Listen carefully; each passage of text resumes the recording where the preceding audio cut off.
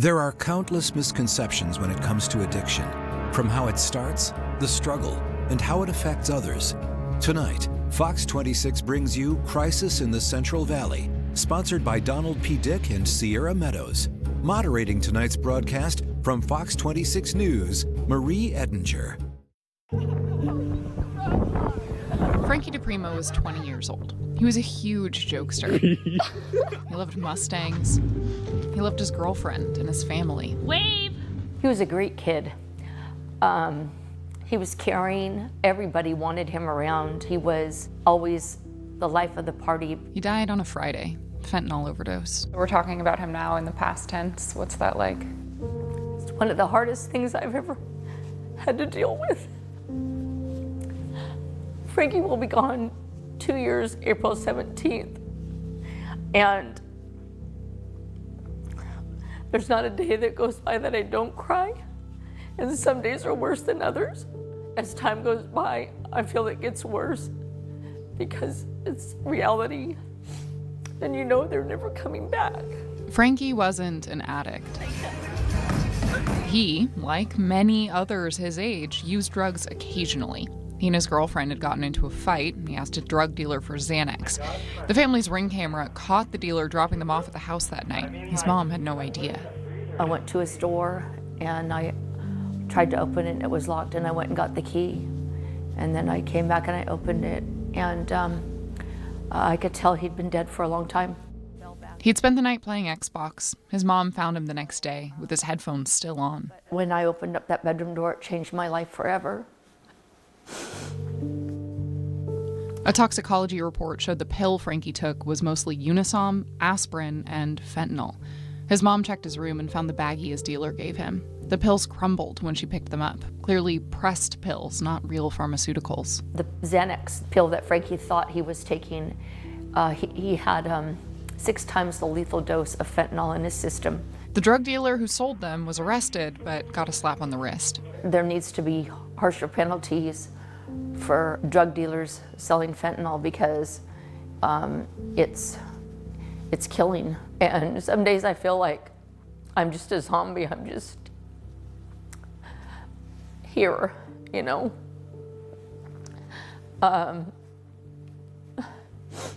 Because the hole I have in my heart, it hurts. Frankie's mom kept his car and drives it around sometimes. She kept his room pretty much as it was, memorabilia still up, love notes she'd written him still on his mirror. There's a lot of things that you hold on to because it's a part of you. And I felt like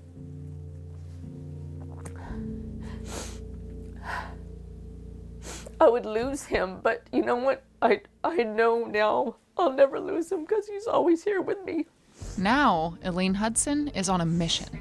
The more people that I can make aware of this deadly drug called fentanyl, the more lives I will save. If I can prevent another parent of going through what I'm going through, I'm making a difference. She's planning to set up a memorial for Frankie at Willow Gardens Nursery, where she'll keep a supply of Narcan and drug test strips available to the public. These kids, whether we like it or not, they're going to do it. And if they could test their drugs before, you know, maybe it will save their life.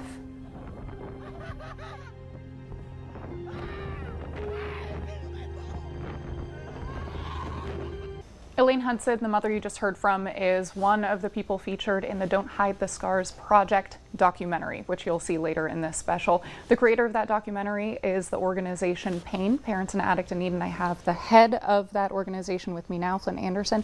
Also in the documentary, you'll see Fresno County District Attorney Lisa Smitkamp, who is sitting with us today too.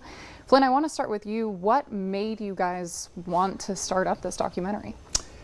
Well, I think the first thing was we were not getting the message out enough about the fentanyl crisis. And by doing this, we wanted to show the reality of what is going on in Fresno, the reality of our law enforcement and what they're doing, the reality of what parents are going through, and the reality of what kids are actually doing today. Mm-hmm.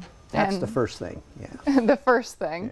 Yeah. Lisa, he brought up the law enforcement aspect of that. What was your view when he first reached out asking if you'd be part of this? So I think, the way that the laws have, especially over the last 5 years, we have really decriminalized a lot of laws in California. Nothing that I'm in favor of, obviously, but the voters and the legislature up in Sacramento have really tied the hands of law enforcement, starting with Prop 47 and all of the subsequent laws that have followed, which have really not only just decriminalized drugs, drug use, drug sales, drug trafficking, but they've encouraged people to use drugs.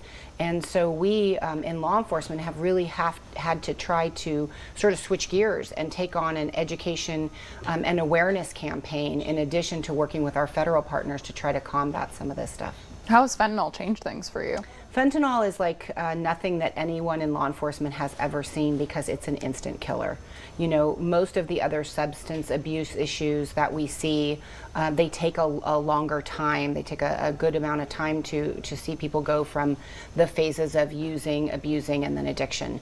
But fentanyl is a silent and immediate killer. So it is, something that we are all just grappling with to try to figure out how to combat it and save kids. Mm-hmm. And Flint, you do a lot of work in trying to help people recover. Have you seen any change now that fentanyl is coming more and more into play in people's lives? Well, first off, the amount of people coming into treatment is greater because of fentanyl. And with that, a lot of places are actually running out of room in order to get these clients in. Fentanyl has just risen the bar a thousandfold in what we in treatment are doing and what we in the advocacy part of this is trying to do. It makes it extremely tough to talk to parents about a child and using fentanyl because most parents don't think that their kids are even going to do this. But the point I want to make is that experimentation today is not the experimentation of the 60s, 70s, 80s, 90s, and even early 2000s. You experiment with drugs today, it can and it will kill you. Because almost everything is laced with fentanyl today as well, including cocaine, including marijuana, including Xanax, and fake pain pills. So if you're experimenting, you're literally playing Russian roulette. You brought up something just a moment ago that I do want to get a little bit more into, which is who this can affect. And we just saw in Elaine Hudson's interview talking about how her young son was killed by fentanyl. One of the things we're trying to overcome in this special, and also that Pain is working so hard on, is the stigma behind addiction, that this can really impact everyone. Could you talk a little bit about that? It does, but I would like to say that addiction doesn't define a person. I think that's very important to let everybody know. It is not the drug addict that everybody pictures any longer. And Lisa said something a few minutes ago that's very important. It starts with dependency and then abuse and then can wind up in addiction. But the stigma behind it, these are normal people that are living pretty much normal lives. And so that stigma of somebody being a drug addict is just not fair anymore, I guess, if that's the right way to put it. I mean, do I look like a drug addict? I don't think so. But I'm a recovering drug addict. I had a 20 to 23-year addiction to opiates. And somehow the last 21 years I've managed to stay clean and sober. But so that stigma, we have to get past that stigma. That we are not evil people. We are not criminals because we started taking drugs. I think that wall has to be broken through, and that's what we're trying so hard at Pain to try to get across to Fresno and Clovis and the rest of the valley. We also know that addiction can drive people to do things that they wouldn't normally, and I'm sure that's something that you must see all the time, Lisa. Yeah, and I think that's what Flint is saying is so true, because the earlier you deal with your child, your husband, your wife, your neighbor, your friend, whoever it is in your circle that has an addiction problem, the higher the likelihood is of them recovering and getting into recovery. Because when you see them go from those phases of abuse to addiction, they lose control and they lose control of their morals, their values. And then what happens is you get into committing other crimes sometimes. And then, that addict becomes the burglar, that addict becomes the robber, or the person who commits, a gun crime to supply intensify the habit, and then this whole just cycle begins. Another stigma to overcome is how people can finally quit, how they can seek help, and that's actually something that I talked about with the Fresno County Interim Public Health Officer, Dr. Reyes Fora. He was explaining that addiction actually changes your brain chemistry so that it isn't so much a choice. You can't wake up one day and just decide to quit. Doing so can be deadly, and it is not effective. You can relapse that way. So I want to check in with Dr. Fora just to talk a little bit more about that neurochemistry, what goes on in the brain, why addiction is not specifically a person's choice, what it takes to overcome, and some of the options available now to help with that. In 2021, the CDC says more than 100,000 people in the U.S. died from overdose. 3/4 of those deaths were from opioids. That's 207 opioid overdose deaths in our country every day. Using drugs gives people big surges of chemicals like dopamine and serotonin. Over time, it takes more and more drugs just to feel normal. The changes drug users are going through aren't choices. They have a brain disease. You mentioned that there are hits to the brain. There's damage that's done to the brain. So what specifically is that damage? The more we put ourselves into this situation where the brain is exposed to chemicals and having to equilibrate over and over again, the more that brain is going to change. And then at the neurochemical level, it may actually stop making the same number of receptors for something like dopamine or opioids. And so your actual brain chemistry changes over time. And over many months to years, an addict's brain may look a lot different than a normal person's brain. And that's okay. That's something that we expect. That's something that we can work with. And that's something that is not a life sentence. Because of those changes in the brain, quitting cold turkey can be life-threatening. People going through withdrawal feel like they have the flu and their bones start to ache. People experience gastrointestinal problems like diarrhea and vomiting, causing dehydration. In some cases, their hearts race to unhealthy levels. What I tell my residents and my doctors is by the time someone is in opioid withdrawal, we should really think of that person as someone who's actively seizing.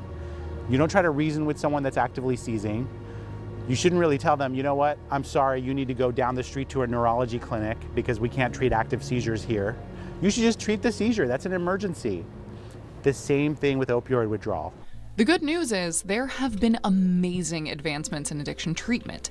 In the past, people would have to go to methadone clinics every single day to get medication that would help them stave off withdrawal symptoms and cravings. Now, there's a program that lets you get a prescription for a daily pill that will do the same thing for $1 a day. You know, what's amazing is that the medication that we use with our bridge program called buprenorphine or Suboxone literally works within 5 to 10 minutes. And in Fresno, you can get it right in the ER. You actually wrote the grant for the bridge program. Yes. Can you tell me about that? It really is that going back to just, reshape that brain that's been damaged, that's been neglected, that's been judged and stigmatized, and really saying, you know what? Let's stop that vicious cycle. Let's actually give you a medication that's going to start healing your brain, and let's try to have an empathic, compassionate approach to a human being with a real human being's problem. The treatment goes beyond the medication, too. Stephanie Garcia is a substance use navigator for the Bridge program. So I'll meet a patient in the ED, talk to the patient directly, ask them questions about their history of use, and then I'll ask them, what type of treatment do you want to go into? And I'm more of a vessel and helping that person start the treatment. Do you guys help with transportation at all? We do, here and there. We go based off of insurance. There's also programs and grants that could help pay for their medication and their treatment. As long as they let us know, we'll try to figure out a way to get them into some sort of treatment. There are several different treatments involved in addiction recovery. Some people go to behavioral therapy, some go to inpatient recovery centers. Most people will need medication at some point. Whatever treatment the patient is ready to go into, we just provide education, support, and just meet the patient where they're at and help them get connected to that treatment plan. The medication used in the Bridge program isn't just about staving off withdrawal, it also protects against overdose. You've probably heard of Narcan. That's the brand name for naloxone. It's a life-saving drug administered during an overdose. And there's a drug fewer people have heard of, which Dr. Fora mentioned earlier, Suboxone. Suboxone is basically something that lasts for about 12 to 24 hours, and so it's a once-a-day medication. And while it's in your system, you cannot overdose from other opioids. While it's in your system, you do not feel cravings or withdrawal. The problem is, the Bridge program is only for opioids, things like oxycodone, morphine, fentanyl, and heroin.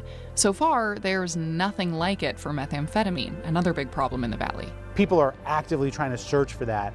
We just haven't gotten it yet. And so we just have, other less effective remedies, but we need to talk to those folks. Methamphetamine is arguably an even larger problem than opioids in our community and across California and the US. And unfortunately, we don't have those great medications yet, but we know that, it's going to be the same approach. Meet people where they are, be compassionate, be empathetic, understand that they've had a very hard life. And I went through therapist after therapist, but I always felt like I was one step away from a crisis. Going to the hospital didn't feel right either. For me, I had to go somewhere and get away, and I had to go somewhere that specialized in mental health to get treatment. Sierra Meadows was the only place where I felt like I could live my life and still get the treatment I needed. Find Sierra Meadows Behavioral Health online or call our intake line 24/7 at 559-326-7775. Before you buy a used vehicle, checking the brake fluid, cooling fan, brake pads, battery, wheel alignment, software updates might not be on your list, but it's on our list of 172 inspection points performed by Ford factory-trained technicians on every gold-certified Ford Blue Advantage used vehicle. Plus, get our 14-day or 1,000-mile money-back guarantee to ensure peace of mind when purchasing your vehicle. It's used car buying that's built for you by your Ford dealer. Now get 0.99% financing for 36 months on all Ford Gold-certified vehicles. Life is non-stop, and I'm always looking for things to make my life just a little easier. That's why I bank with Valley Strong Credit Union. I get all of the benefits of a local credit union, but with the technology of a modern bank, so I can focus on the things that matter. And because they've been serving the Valley for over 80 years, I know they can help us build for the future. Valley Strong. Grow your possibilities. Looking for a deal? Every single day of the week, Daily Deals in Clovis and now in Fresno has thousands of closeouts, overstock, and like new items with new inventory every week. Close Thursdays for restocking. We open our doors with Daily Deals with everything priced at $9 on Friday, $7 on Saturday, $5 on Sunday, $3 on Monday, $1 on Tuesday, and Wednesday just 25 cents store-wide. Daily Deals. Discounts every day. Daily Deals on Shaw near Harbor Freight in Clovis, and now on Shaw west of Marks in Fresno. We also talked with Dr. Vora about the different treatment options available for different types of addiction. And one of the problems he mentioned was that there are all these options available for opioid addiction, but when it comes to other things, for instance, addiction to meth, there's really nothing available, and how your recovery is going to go will depend on what's available to you. So I did also talk with Jason LaChance, who is in recovery from an alcohol addiction. That is, again, a lifelong process, and he talked about what he recommends people go through, the treatment options available, and what his experience has been. Jason LaChance is a recovering alcoholic. These days, he spends his time trying to end the stigma behind addiction and mental health issues. He speaks at schools and is the host of a podcast called Knocking Doors Down. But it was quite a journey to get there. What are those first few days or weeks like after you decide to stop? Scary. It's scary. If someone is not an addict, they don't understand how much the mind has taken over to want to use. I wore a mask for a lot of people. Addicts, we do. We lie, understand that. It's just a reality, because guess what? We're lying to ourselves, especially that we don't have a problem. So when you start to really strip away this thing that you thought was such a huge part of your identity, you go through a bit of almost like a midlife crisis. LaChance viewed himself as the life of the party, and at the time, alcohol felt like it was part of his personality. It was also the source of a lot of pain in his life. So many people, it's because there's underlying traumas. There's a lot of misperception of, this is the gateway drug, that is the gateway drug. Research, it's showing 100% trauma is the gateway drug. And that means something different to everybody. Just like with other addictions, quitting cold turkey can be extremely dangerous. There are medications to help. Acamprosate can reduce the desire to drink alcohol, but doesn't prevent withdrawal. Some doctors prescribe beta blockers and anticonvulsants during detox, along with antidepressants or anti-anxiety meds. What does withdrawal look like for alcoholism? For me, it's a lot of the DTs, shakes for about a week and things like that as my brain chemistry started to reset. Depression hits a lot of these things. The American Society of Addiction Medicine has 4 categories for alcohol treatment. Outpatient, which includes regular office visits for counseling or medication support. Intensive outpatient or partial hospitalization. Residential, also called inpatient, and intensive inpatient, which could be necessary for people going through withdrawal. The 2019 National Survey on Drug Use and Health found nearly 15 million people over the age of 12 had alcohol use disorder, but only about half of them got help. You brought up empathy and grace. How would you encourage people to talk to others who might be struggling with addiction? I think that can be hard to take on, especially at first. How to start that conversation? What would you advise? I think the hardest part, especially if you are not someone that's gone through recovery, is to understand that the person that you love that is struggling with this, that this disease has taken them over. It has become their identity. You'll hear it a lot, I'm sure, of I want my son back, I want my husband back, I want my daughter back, you know? And that reality is this substance has taken them away from you. But if they want it and you're there to support it, but guess what? They can come back and they're going to be something more beautiful than you remember before. Imagine yourself in a new Toyota. Save big at the pump with Toyota's industry-leading selection of 10 fuel-efficient hybrids. Ready, set, go get your Toyota today.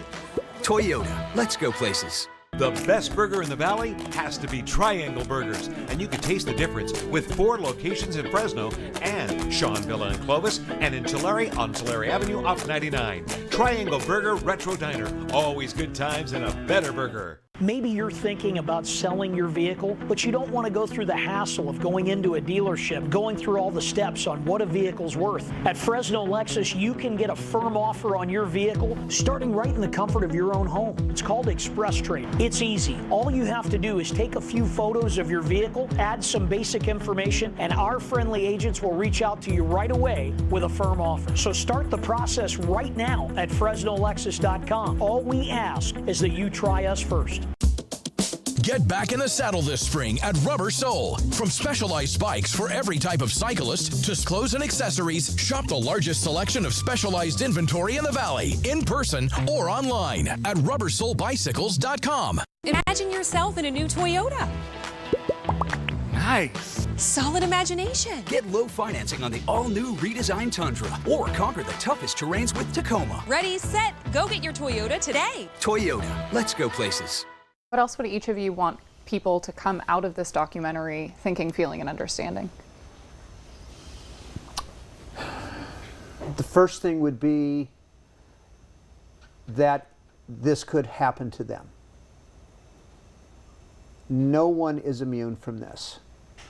It no longer matters where you live, what part of town you live in. It no longer matters what the parents do for a living. It no longer matters if your son or daughter is that first chair violin player, is the starting quarterback, is the straight A student. That is the biggest misnomer, I believe, in this community and the rest of the communities around the country, is that my child would never do this.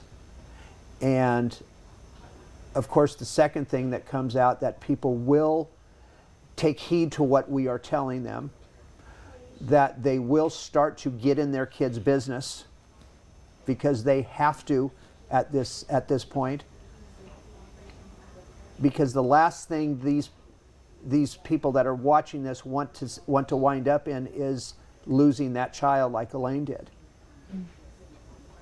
We deal with life and death every day at the Pain Organization. And I'm here to tell you that there is no greater loss for a mom and dad and the rest of the family than to lose a loved one to addiction. Lane said it all. So I hope that people will watch this, call us if they have any questions, we will answer our phones. We will help you any way we can. We've done it for almost 15 years, and we will continue to do it as long as I have breath, because I don't want this to happen to anybody else. Any final thoughts, Lisa? Yeah, I think for me, you know, from a law enforcement perspective and being a mother of 2 teenagers, I agree 100% with what Flint said. It could be anybody's kid any day, any school, any race, any area of town, any area of the United States of America. It's everywhere. And I think, you know, for me, interacting with a lot of people that are in addictive recoveries and the health department and the Department of Behavioral Health, we all sort of have our own roles. And what we've taken on in law enforcement is sort of the don't use, right? Don't start this. Because by the time you get to Flint at Payne, or by the time you get to Department of Behavioral Health, you already have an addiction problem. God forbid you get to the coroner's office. You know, the problem is too late to fix when someone's dead. So I think we have a big joke in the office of the big 80s thing where, you know, Nancy Reagan said, just say no. And you talk to a lot of people in the recovery world who say, well, that didn't work. And I always say, it worked for me, right? Because I was afraid. I have very close family members who have suffered from addiction. And so I've seen it firsthand, very, very close to me. And I think that is a message that we have lost. It is not the only message. It's not going to work for every kid, but it's going to work for some kids. And that's why we've participated from the law enforcement perspective with people in nonprofits like Payne, and we've gone out, reached out to the schools with the Fresno County Office of Ed and Fresno Unified, Central Unified, Clovis Unified. We've done billboards to try to really stress the dangers and to try to keep the population of kids who haven't experimented yet from doing it. Just a speed bump, just a notice, just some information to arm them with so that they can make an intelligent choice, and hopefully we keep them out of that world of needing recovery. Thank you each so much for your time. I really appreciate it. Thank you guys at home for sticking with us. After this, we'll have the full Don't Hide the Scars project. I went through therapist after therapist, but I always felt like I was one step away from a crisis. Going to the hospital didn't feel right either. For me, I had to go somewhere and get away, and I had to go somewhere that specialized in mental health to get treatment. Sierra Meadows was the only place where I felt like I could live my life and still get the treatment I needed. Find Sierra Meadows Behavioral Health online or call our intake line 24/7 at 559-326-7775. Come to Quality Furniture for our big spring sale going on right now. We have this beautiful sofa love seat with 4 power recliners and a high density foam on the cushions, all for $37 a month. We have this beautiful solid wood bedroom set available in queen or king with storage on the footboard with the matching dresser, mirror, and nightstand, all for $37 a month. We have 5 years with no interest and no money down with good credit, bad credit, or no credit. We'll get you approved here at Quality Furniture in our 2 locations in Fresno and Visalia. Cargill is now hiring in Fresno. At Cargill, everything begins with our purpose to nourish the world in a safe, responsible, and sustainable way. We're hiring for general production positions, including entry-level roles, with wages ranging from $16.50 to $25 an hour. Benefits include health insurance, vacation and holiday pay, 401k, and much more. At Cargill, you're empowered to be your best. Apply using the QR code on your screen or at career.cargill.com. Cargill is an equal opportunity employer, including disability and veterans. The following program is a paid commercial which has been paid for by the advertiser whose products and/or services are featured in this program. Thanks for watching Crisis in the Central Valley on Fox 26. We continue with Don't Hide the Scars, a project focused on the real faces and real stories behind addiction in an effort to overcome the stigmas surrounding that disease. Sponsored by Donald P. Dick and Sierra Meadows.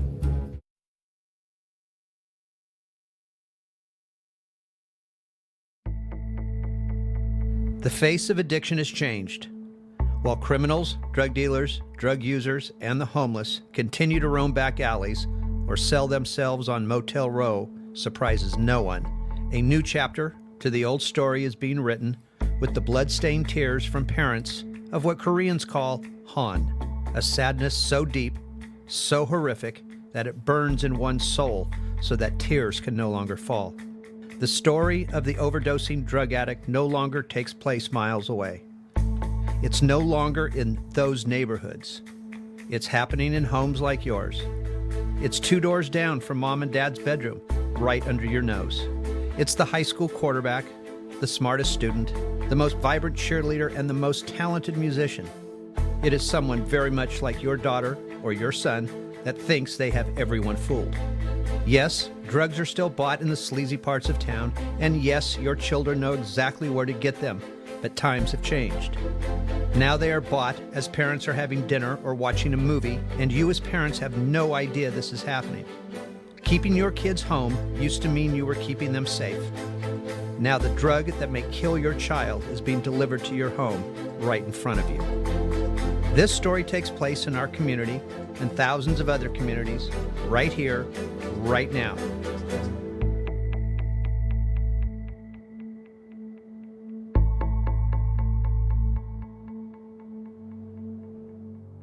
My name's Melissa DeVoe. I was raised here in Fresno.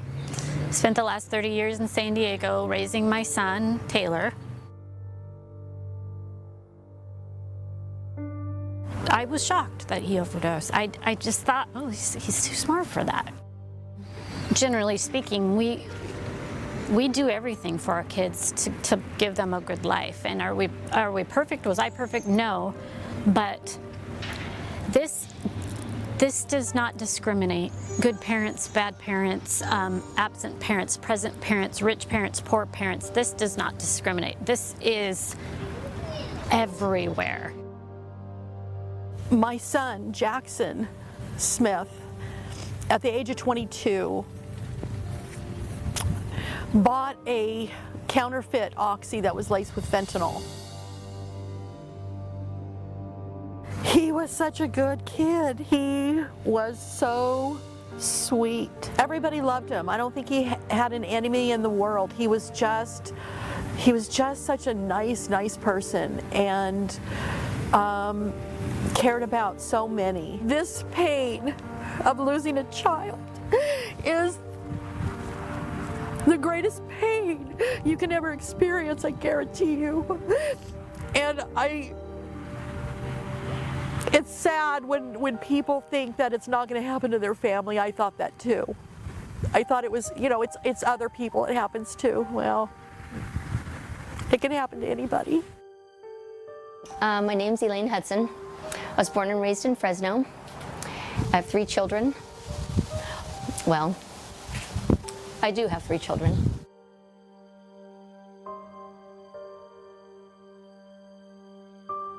On the morning of April 17th, 2020, I'm an early riser. I was up about 5:30 and I made my coffee,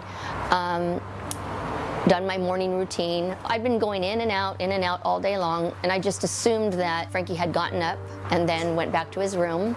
I came in and I took a shower, and his phone was ringing and ringing and ringing, and I sent him a text message, "Hey, what's up?" No response.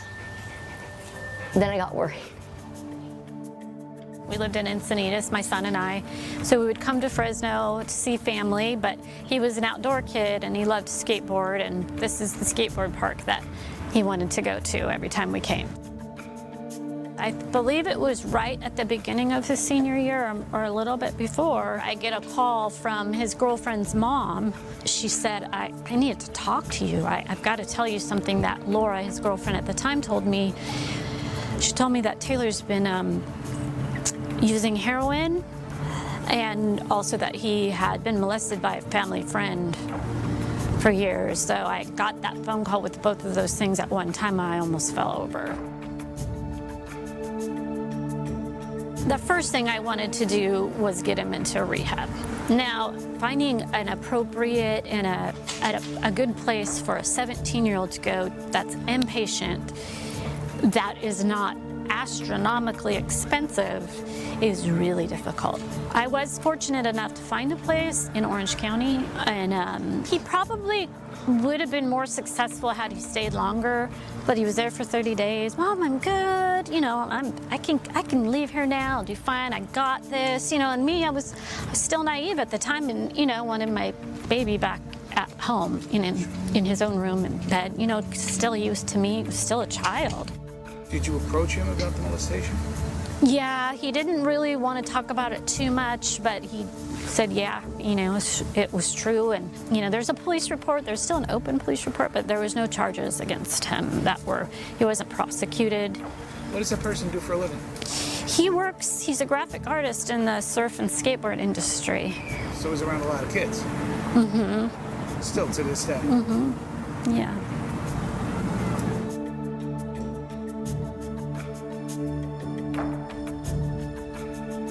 He was supposed to pick his girlfriend up around 6 o'clock. Well, 6 o'clock came, and I still hadn't seen him. So I went to his door, and it was locked. And I went and got the key. And I opened it up.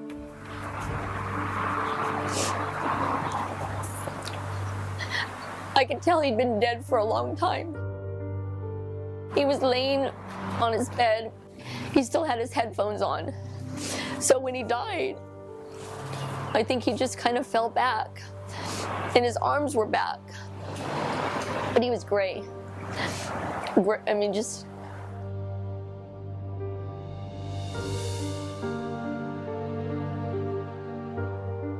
Once the police came, they wouldn't let me back in his room because the Xanax that he took.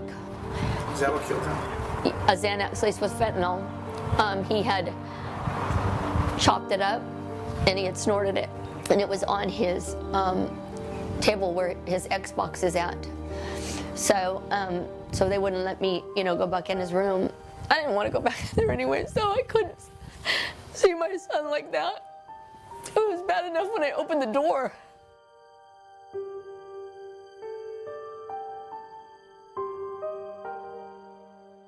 Jackson had gone to a party.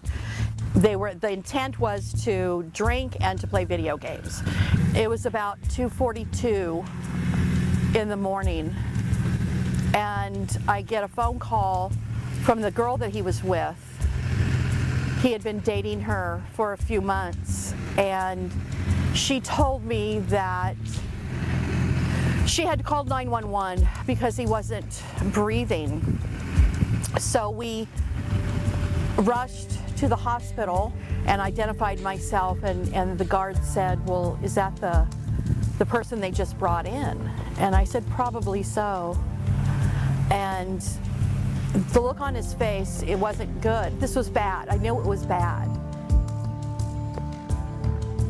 The girl told me that it was, he did not feel comfortable, so he wanted to leave. They went to In-N-Out Burger, came home, and then she said to me, we were eating in his room, we were on the bed, and all of a sudden, he fell in his plate of food. That's what she kept saying. So she called 911, and then the ambulance came, and they did what they could, and they took him to the hospital. I don't believe that's what might have happened. In the 7 years that he was alive after I found out that he was using, he spent most of that time either in a sober living or in a rehab. Did really well. To be honest with you, he had way more sober time in that 7 years than he did using time. He wasn't on the streets ever. He wasn't built for that. I knew he had relapsed, so he took a leave of absence from work, and I came and picked him up and brought him back to Fresno with me. He seemed to have a handle on it. He was doing good, but it was a relapse. It was a relapse that ultimately took him out. I thought, there's gotta be fentanyl. It has to be fentanyl. There's no way. But it was heroin. How did he get this stuff here? He doesn't live here. None of my family members use those kinds of, nobody he knew. Craigslist. He used Craigslist. The poison that killed him was delivered to my house. They brought it to my apartment when I was sleeping. Poof, just in one night, that one decision. It was too easy. I went back on my Ring camera to see who came over the night that he died. And there was a couple people that came over that night. They brought him pills. What I think happened is he took that pill at that party. He passed out in the car. He was ODing. She thought he was asleep. She gets the food, comes to our house, and she cannot get him out of the car because he is passed out. I think she called her friends. They got him out of the car, placed him in his room, concocted the story. The friends leave, and then she calls 911. Narcan would have saved his life, or it could have saved his life, but unfortunately, when the paramedics arrived on scene and they asked her, did he take any drugs, she said no. So she lied, and he didn't get the Narcan that he needed. He was in full cardiac arrest, and he didn't get it.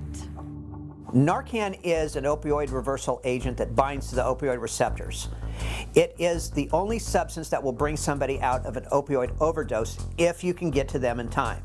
If you don't get to that person in minutes, the chances of them not making it are extremely high. Narcan has no other properties to it other than that. It brings somebody out of their overdose. It needs to be kept in everyone's household, like an EpiPen or a fire extinguisher. This is a life-saving tool that paramedics carry. If your 3-year-old gets into the bottle and they squirt it up their nose, nothing is going to happen to that child. It has no other properties whatsoever. Even though you may not have a child that's using drugs in your home, what happens if they bring a friend over that is? And you have no idea that this young person that's sitting in your living room is going into overdose. It's an extra layer of precaution to fight from both sides. So we can tell people, don't abuse drugs, don't ever use them. You can do as many campaigns in high schools and middle schools as you want. People are still going to do it, so you need to have a layer of protection. So you should let them know the resources available to them if they run into problems, whether that's Narcan or if they find themselves being addicted, other resources in their community to help them get out of that. The inaction of the people that were with Jackson contributed to his death. They were fearful. If they said that he took drugs, then it could implicate them somehow and that they were going to get in trouble with the law. But I can tell you that that's not the way it works. When somebody overdoses on let's say a pill, a pressed pill or whatever it is, and they need medical attention, there really is no crime. Okay, so once someone has ingested that, the only thing they could potentially be charged with is a misdemeanor possession of fill in the blank, whatever it is, heroin, a prescription that's not yours, fentanyl, whatever, which is quite honestly in California like a traffic ticket. I have never in my tenure as district attorney seen or condoned or allowed a child or an adult who has been in an overdose situation to be charged with possession of whatever drug it is. The issue is that it's got to be the question, if they survive, is how can we prevent them from continuing to be involved in this type of activity, which is dangerous, obviously, to their life and threatening to their life. I don't think that people realize the effect on their own community. In the news, we try to tell people this is affecting housewives, this is affecting children, this is affecting every single community that you could picture. It isn't people on the streets wandering around who are the only ones addicted. It could be your boss, it could be your friend, your coworker. We try to tell people that, but from a news perspective, people are wary of fear-mongering or looking for clicks. So in this particular instance, as truthful as we can be about it, people take everything with a grain of salt, and so I think that nobody thinks anything could happen to them. There's that barrier. So even when we warn people, we're up against quite a bit in trying to actually convince people of the danger. People don't have the medical knowledge to understand that the human body reacts differently. Everybody reacts differently to certain drugs. And what happens with addiction is some people can use drug A, whatever it might be, recreationally for their whole lives. And because of the makeup of their body or their situations or their self-control, they may never become addicted to that. But there are other people who simply become addicted the first time they use, whether that's cocaine, whether that's the buzz they feel from an oxy, from a Vicodin, and they're done. You know, they're literally, their lives are altered in that moment. And then there's the average person, which takes some time to go through the cycle, which is use, abuse, and addiction. With 10 models to choose from, Toyota has more hybrids than any other brand. And no plugs means incredible MPG with no charging downtime. They're the perfect balance of gas and electric power. Toyota, let's go places. I went through therapist after therapist, but I always felt like I was one step away from a crisis. Going to the hospital didn't feel right either. For me, I had to go somewhere and get away, and I had to go somewhere that specialized in mental health to get treatment. Sierra Meadows was the only place where I felt like I could live my life and still get the treatment I needed. Find Sierra Meadows Behavioral Health online or call our intake line 24/7 at 559-326-7775. Life is non-stop, and I'm always looking for things to make my life just a little easier. That's why I bank with Valley Strong Credit Union. I get all of the benefits of a local credit union, but with the technology of a modern bank. At home and on the go. And because they've been serving the Valley for over 80 years, I know they can help us build for the future. Valley Strong. Grow your possibilities. Imagine yourself in a new Toyota. Get low financing on RAV4 and the 40 MPG RAV4 Hybrid. Ready, set, go get your Toyota today. Toyota, let's go places. Yeah, I'm an alcoholic addict, and I got sober September 26th of 2013 by the grace of God, and as of recent, I'm currently serving the call as a worship pastor at First Street Church in Fresno. The very first time I'd say I tried drugs was in sophomore year when I attended a kickback with some buddies, and first night of true freedom, and that was my first experience hitting from a bong.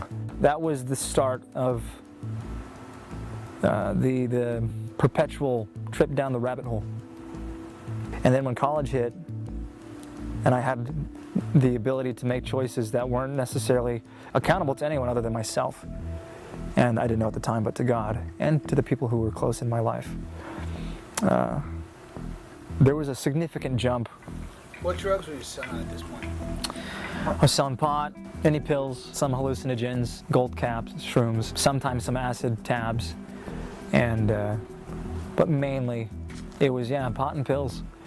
And yeah, I was full-time college student, part-time worker, shift manager. My name is Kelsey Egason. I've been in recovery since I was 16. So I entered in recovery in 2006. I'm a former athlete, nationally ranked cheerleader and gymnast. I started struggling with depression and anxiety, but at the time I didn't know what it was. You start piling on these bricks, of life, and the pressure was just so much for me, and the depression was causing me to have loss of identity. And when you lose yourself, you lose your self-worth, your self-esteem. You start to question everything. Why am I here? Why am I doing this? And those thoughts rolled into, I don't want to be alive, this is too much, and the suicidal thoughts started coming. And I think in order to escape all of those emotions, I ran to drugs. And so at 15, I started smoking pot, and at 16, I started using cocaine. I was entering my adolescence. Tourette's were getting worse. My suicidal tendencies from a young age were even worse as well, and it was just like a staircase, and it was just stacking and stacking. I was just getting higher, ready to fall. And that's, that fall came at about 16, and that's, where I really entered drug addiction. When I remember it now, I get really sad. Because to me, Using drugs is self-harm. It's the same as cutting your wrists. It's the same as you don't put something in your body and not know what it's going to do to you and call it self-care. It is self-harm. And when I think about like the first time I did that line, I didn't know when I did that line that that was going to be the start of a decade-long suicide wish. Yeah, it made me feel better. It told me lies, and you're accepted. Who cares what people think? I went from like Kelsey, who like still really cared and had a vision, to like, you never have to fucking worry about anything again, because you got me. You have cocaine. The line to everyone, though it was intoxicating, it was more all I really started to know. And I felt more weight and guilt from that than I did in regards to breaking the law. My parents were, they had enough, you know, by 18. That's when, but I left on my terms. You know, I knew they had enough, because I wasn't changing. You know, I didn't leave because they had enough, though. I left because of me. I was a selfish POS. You know, I remember using, like, I would pray and I'd be like, God, like, please forgive me. Like, I know I'm not supposed to be doing this to myself, but,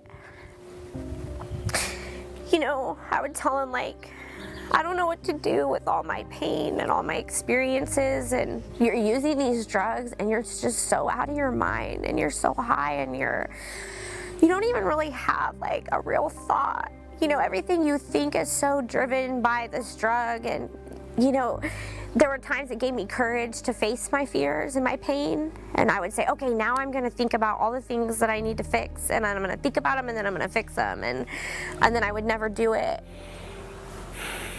It's tough to put a positive spin on this in a way that is encouraging, but each of us are fooled every day, all the time, from every which angle. And it's the easiest to be fooled by those close to you. I would lie to my parents and give them a nugget of truth that they could, or my friends or sibling could testify to. Like I'm always in feeling guilty, you know, proving myself innocent.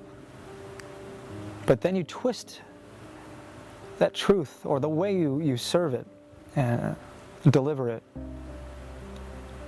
where it accommodates this veneer, the facade of being well behaved, following the rules, being obedient.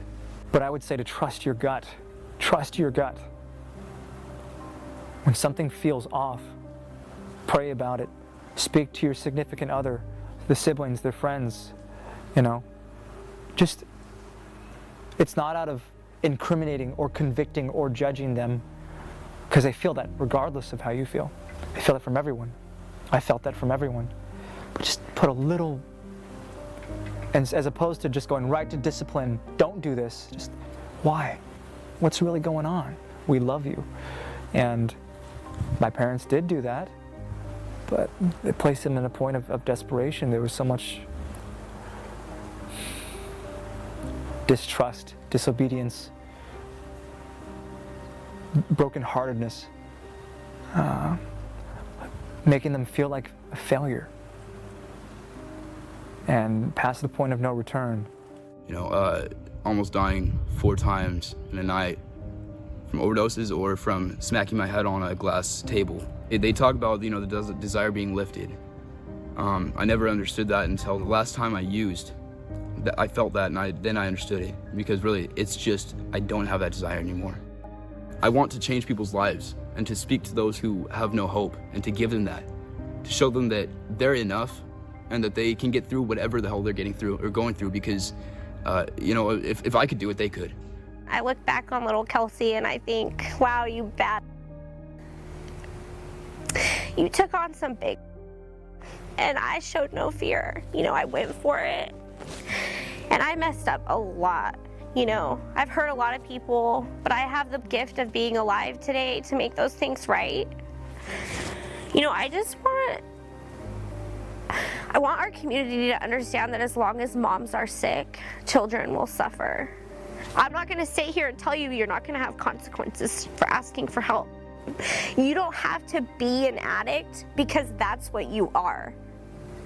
I will not let my addiction define me. I'm going to redefine what it looks like to live with an addiction as a mom. Frankie had 6 times the lethal dose of fentanyl in his system, so the coroner said he was probably dead within 15 to 20 minutes. These drug dealers are making these pills with a pill press. They look very similar to a Xanax, but I found the pills in his bedroom, and they were in a plastic bag, and I barely picked the plastic bag up, and they were like crumbling. So the detectives took them, they were analyzed. But the thing is that each pill could have a different amount because those drug dealers don't measure. They just toss it in and that's it. So the girl who was with Jackson that night, who claimed to the paramedics that he didn't take anything, is the one that told me who the drug dealer was, because she was with him at the time of the sale, and she provided me with his address. A police investigation was started and didn't go very far because the girl refused to cooperate with the police. We are in a crisis in our county, in our state, in our nation, that there is so much drug activity and there is so much criminal activity that a drug pusher, a courier, a dealer is not looked upon by the system anymore as a potential murderer. And that's why we're losing these kids left and right. These drug dealers, you're really going to trust where they're getting their pills from? I mean, maybe they don't even know they're selling you fentanyl, but where are they getting it from? And they don't care if the person lives or dies. They're just there to make money. 90% of this crap is cut. Majority of that 90% is fentanyl, meth, heroin. You know, anything that's not what you're looking for, it has. Fentanyl is so prevalent out on the street. It's laced in just about every drug out there, and it is so deadly. The opioid crisis itself has shifted in that at first people were getting addicted to the opioid itself, and that would lead them to do other drugs. So that became a problem in and of itself. And then now things have shifted so that people are starting thinking they're taking one drug and finding out it's laced with fentanyl. And so now fentanyl as an opioid is the bigger problem, but people don't even realize they're taking it, or if they do, they don't realize the amount. And so I think the thing that we really have to focus on is education and awareness of parents and teachers and doctors and nurses and average Joes and average Janes to say, like, hey, this can happen to you. Because if we don't do that, we're going to continue to lose our young people to this terrible addiction. I think parents ought to sit and talk with their kids when they're in the 5th grade. And I think that every parent is afraid to sit down with their kid and have that discussion with them. And there's a lot of reasons why those parents won't sit down with them. But in this day and age, parents have to realize that experimentation is going to kill their child. Today, when you experiment, you can actually play Russian roulette and you may wind up dead. I'm never gonna get over this, ever. You learn to live with it because that's the only choice that you have, but you never get over it. I do not want a parent to go through what I did when I opened up that bedroom door and I found my son dead.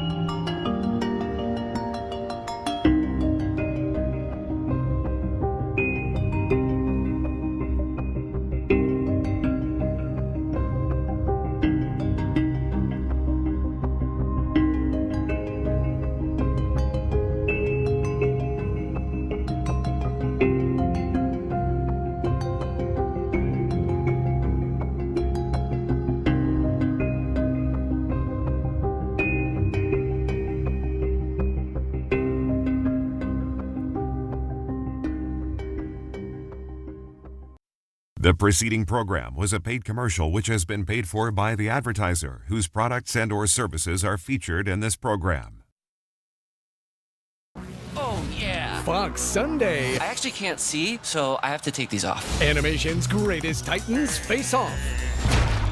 It's an all-new night filled with comedy giants. Fee-fi-fo-fum. You have a face and it is dumb. Tonight at 8 on Fox 26.